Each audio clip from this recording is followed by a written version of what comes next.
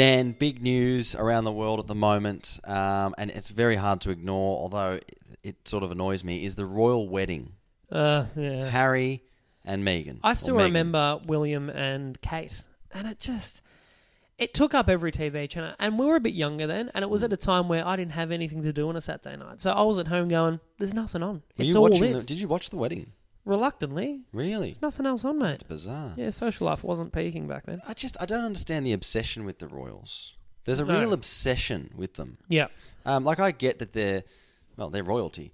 But I don't rate them as highly as I just sort of go. I'm more impressed by actors or sports people. My thing is, what do they contribute?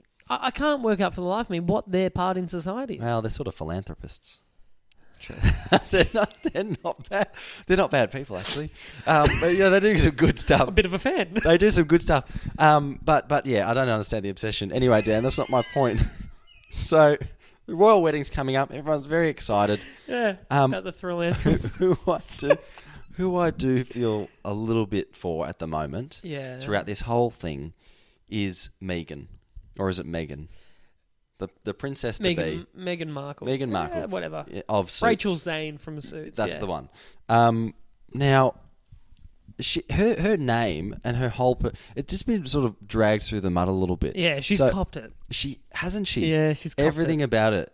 News outlets have been digging into her past. Yeah. Her family's a bit nuts. Yeah. They've all been coming out of the woodwork going, she shouldn't be a princess. She's all a this sort bitch. of stuff. That sort of... all that very... gear. yeah. All that gear.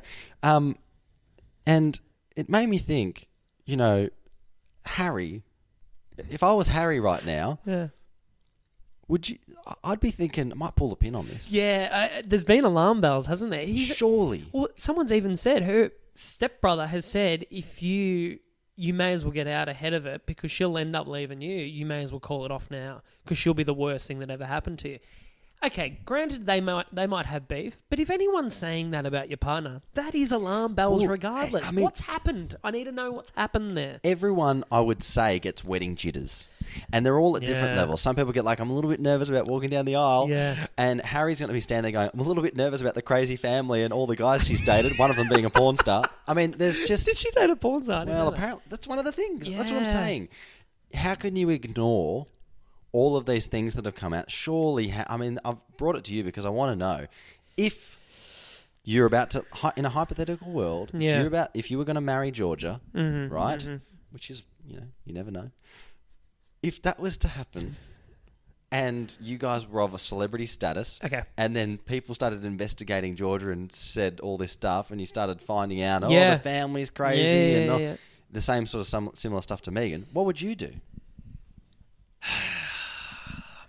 I mean, you threw out. I think the parade of men from the past is probably the concern on Harry's front. I don't know. The porn star raises alarm bells because instantly you're going, never going to be that good in bed.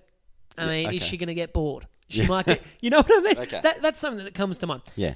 The crazy family. I think you start thinking about things like moving away. Let's just, maybe we can make this work if we just don't go near them. Okay.